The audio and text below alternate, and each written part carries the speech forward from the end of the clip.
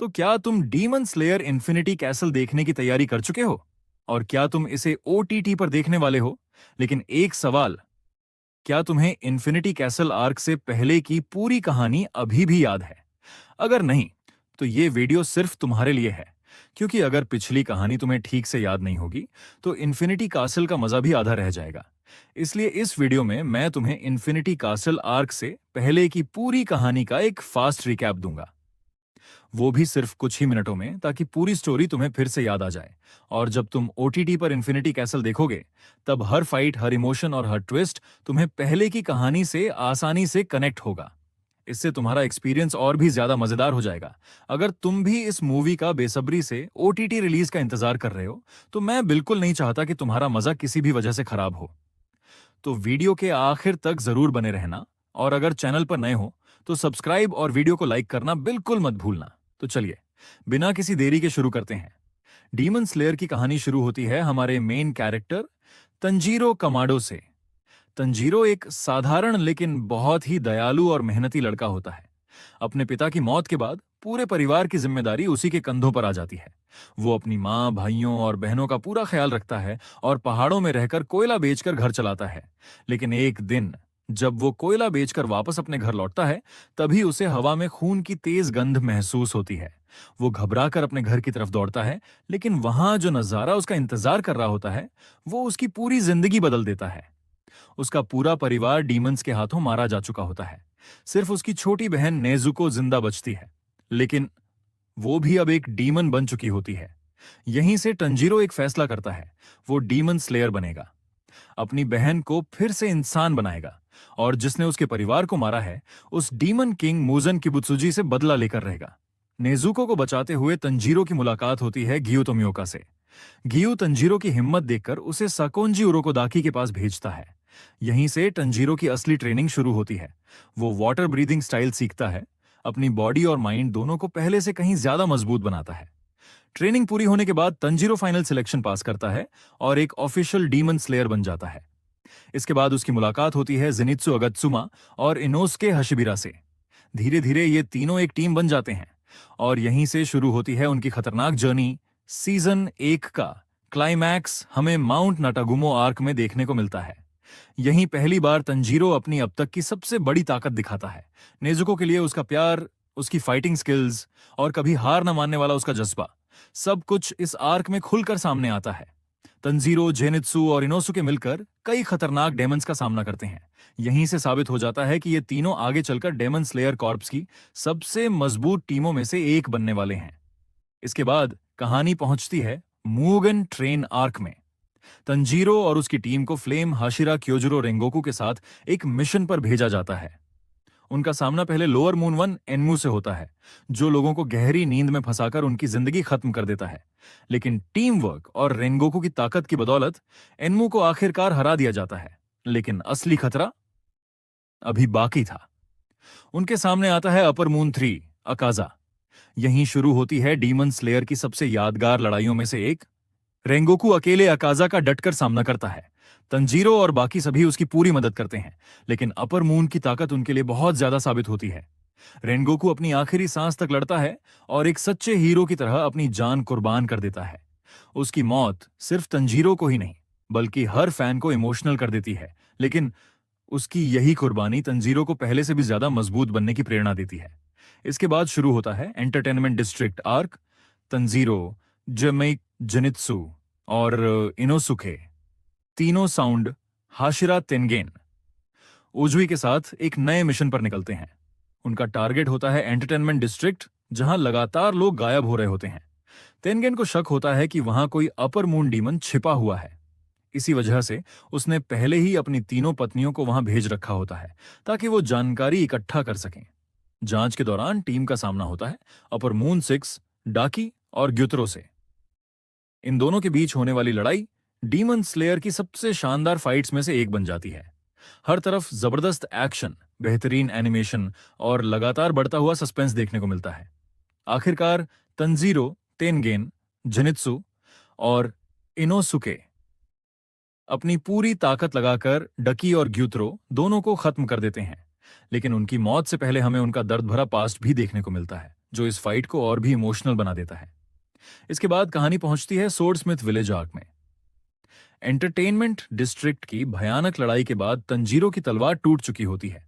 इसी वजह से उसे एक बेहद गुप्त जगह सोर्डस्मिथ विलेज ले जाया जाता है।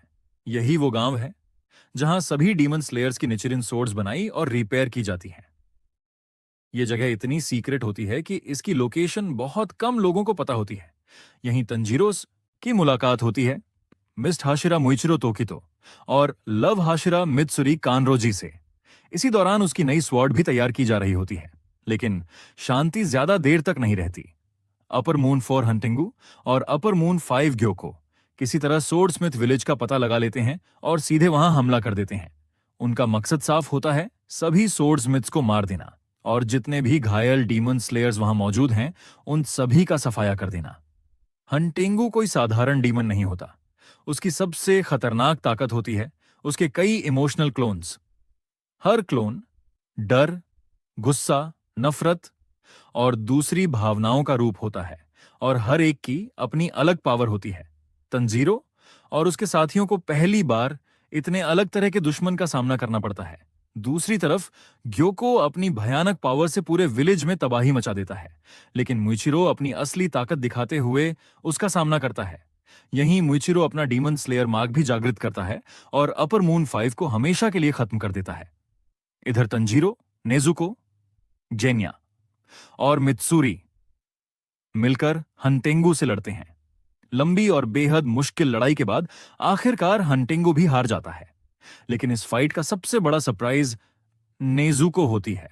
सूरज निकलने के बाद भी नेजुको जलती नहीं। वो पहली डीमन बन जाती है जो धूप में भी जिंदा रह सकती है। यही पल पूरी कहानी की दिशा बदल देता है, क्योंकि अब मुजन को अपनी सदियों पुरानी इच्छा पूरी करने का रास्ता मिल चुका होता है। अगर वो नेजुको को हासिल कर ले तो वो भी सूरज की रोशनी में अमर हो सकता है। इसी आर्क के दौरान तंजीरो को एक बेहद खास ब्लैक स्वॉर्ड भी मिलती है, जो भविष्य की लड़ाइयों में उसके लिए बहुत अहम साबित होने वाली है।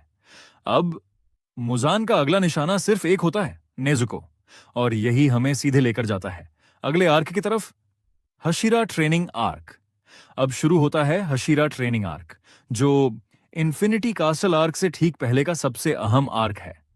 नेजुको के सूरज की रोशनी में जिंदा रहने की खबर अब मुजान तक पहुंच चुकी होती है। मुजान समझ जाता है कि अगर वो नेजुको को हासिल कर ले तो उसकी सदियों पुरानी कमजोरी हमेशा के लिए खत्म हो जाएगी। इसी खतरे को देखते हुए डीमन स्लेयर कॉर्प्स फैसला करता है कि अब हर स्लेयर को पहले से कहीं ज्यादा मजबूत बनाना होगा। इसलिए शुरू होती है हशीरा ट्रेनिंग। हर हशीरा अपनी अपनी स्पेशल ट्रेनिंग देता है। तेंगेन उज़ोई पूरी बॉडी की एंड्योरेंस बढ़ाने की ट्रेनिंग कराता है। मुइचिरो तोकितो स्पीड और एगिलिटी पर फोकस करता है। मित्सुरी कानरोजी फ्लेक्सिबिलिटी और मसल कंट्रोल सिखाती है। ओबा नई इग्रो बैलेंस और प्रिसिजन को इंप्रूव कराता है। सनेमी शिंजुगावा बेहद brutal hand to hand combat की प्रैक्टिस करवाता है। और आखिर में ग्योमे हिमेजिमा सबसे कठिन स्ट्रेंथ ट्रेनिंग देता है, जिसे पूरा करना लगभग नामुमकिन लगता है। तंजीरो हर चैलेंज को एक्सेप्ट करता है। एक एक करके वो सभी ट्रेनिंग पूरी करता है और हर हशीरा का सम्मान भी जीत लेता है।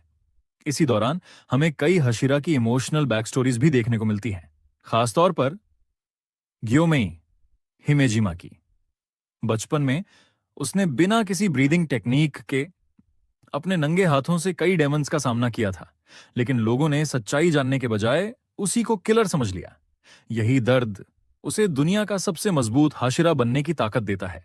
दूसरी तरफ मुजान भी अपनी आखिरी चाल चलने की तैयारी कर रहा होता है। उसका सिर्फ एक टारगेट है, नेजुको। आखिरकार वो सीधे पहुंच जाता है डीमन स्लेयर कॉर्प्स के लीडर कागाया उबयाशिकी की मेंशन में। कागाया पहले से ही इस पल के लिए तैयार होता है।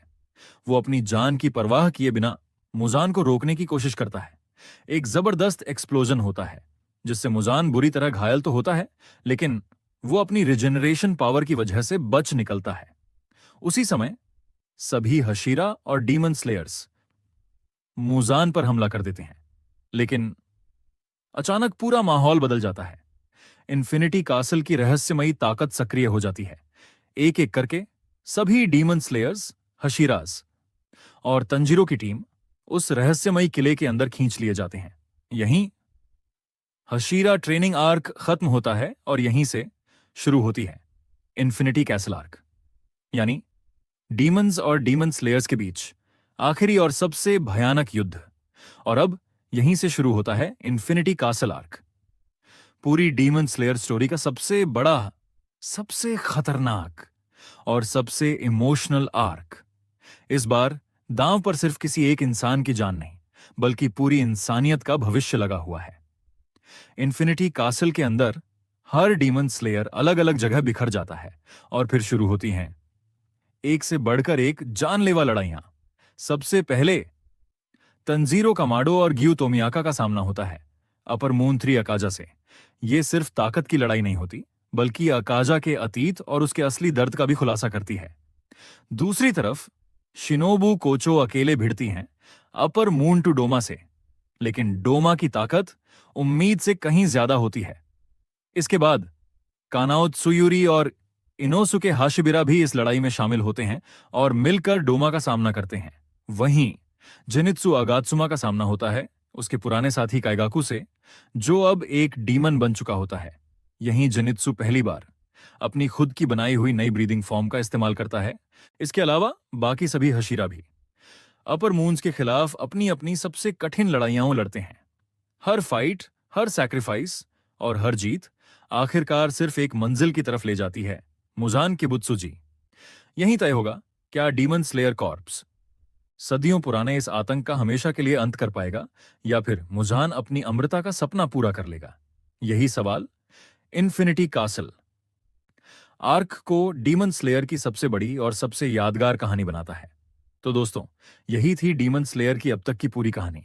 अब जब तुम इन्फिनिटी कासल को ओटीटी पर देखोगे, तो हर कैरेक्टर, हर फाइट और हर इमोशन तुम्हें पहले से कहीं ज्यादा अच्छे से समझ आएगा। अगर ये रिकैप तुम्हारे काम आया हो, तो वीडियो को लाइक जरूर करना। कमेंट में बताना तुम इन्फिनिटी कैसल में किस फाइट का सबसे ज्यादा इंतजार कर रहे हो।